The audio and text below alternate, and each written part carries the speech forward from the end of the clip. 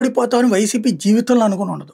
కడపలో తెలుగుదేశం పార్టీ గెలవడం ఒక ఎత్తైతే, ఇప్పుడు అక్కడ ఎమ్మెల్యే కడప రెడ్డమ్మ అంటూ బాగా పేరు తెచ్చుకుంది. వైసీపీ వాళ్ళ మీద ఫుల్ ప్లేటెడ్ దందా నిర్వహిస్తోంది. ఆమె మీద ఇప్పుడు నెగిటివ్ స్టోరీలు స్టార్ట్ చేశారు. టీడీపీ పాలిట్ బ్యూరో సభ్యుడు శ్రీనివాసులరెడ్డి, కడప ఎమ్మెల్యే మాధవిరెడ్డి దంపతులు కొత్త దందాకు తెరదీశారు. కడపలో టీడీపీ మహానాడు కోసం మహా కలెక్షన్ మొదలుపెట్టారు. నిన్నటి వరకు కడప నగరాభివృద్ధి పేరుతో ప్రజల నుంచి విరాళాలు సేకరిస్తున్నామని చెప్పిన వాళ్ళు నేడు ఆ సొమ్మును మహానాడు పేరుతో తమ జేబులో వేసుకునే పనిలో పడ్డారు. ఎన్నికలు గెలవడం కోసం మాధవిరెడ్డి కడప నగరాభివృద్ధి కోసం చేసే పనుల వివరాలు తెలియజేస్తూ సొంత మేనిఫెస్టోను విడుదల చేశారు. ఇందులో భాగంగా కడప నగరంలోని ప్రతి వీధిలో సీసీ కెమెరాలు పెడతామని హామీ ఇచ్చారు. ఆమె గెలిచి ఏడాదైనా ఒక్క హామీ నెరవేర్చలేదని ప్రజలు ప్రశ్నించడం మొదలుపెట్టారు. దీంతో ఎన్నికల ముందు సొంత నిధులతో నగరాన్ని అభివృద్ధి చేస్తామంటూ ప్రభావాలు పలిపిన భార్యాభర్తలు ఇప్పుడు విరాళాల పేరుతో బలవంతంగా వసూలు పర్వం మొదలుపెట్టారు.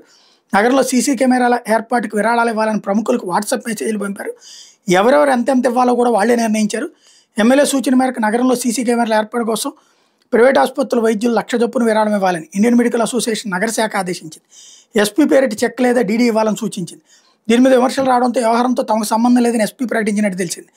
ఇదే సమయంలో కడపలోనే మహానాడు నిర్వహించడంతో ఎస్పీకి చెక్ లేదా డీడీ ఇవ్వాలన్న నేతలు ఇప్పుడు నేరుగా నగరంలోని ప్రముఖులకు ఫోన్ చేసి తమకే ₹1,00,000 విరాళంగా ఇవ్వాలని డిమాండ్ చేస్తున్నారు. నగరాభివృద్ధి అనేది పక్కకు పోయి ఇప్పుడు మహానాడు ఖర్చుల కోసం కొత్త కలెక్షన్లకు తెరలేపారని ప్రచారం జోరుగా సాగుతుంది. విరాళాల కోసం శ్రీనివాసులరెడ్డి నేరుగా వైద్యులకు ఫోన్లు చేస్తున్నట్టు పలువురు డాక్టర్లు చెప్పారు. ఇప్పటికే కొంతమంది డాక్టర్లు డబ్బులు ముట్ట చెప్పినట్టు సమాచారం.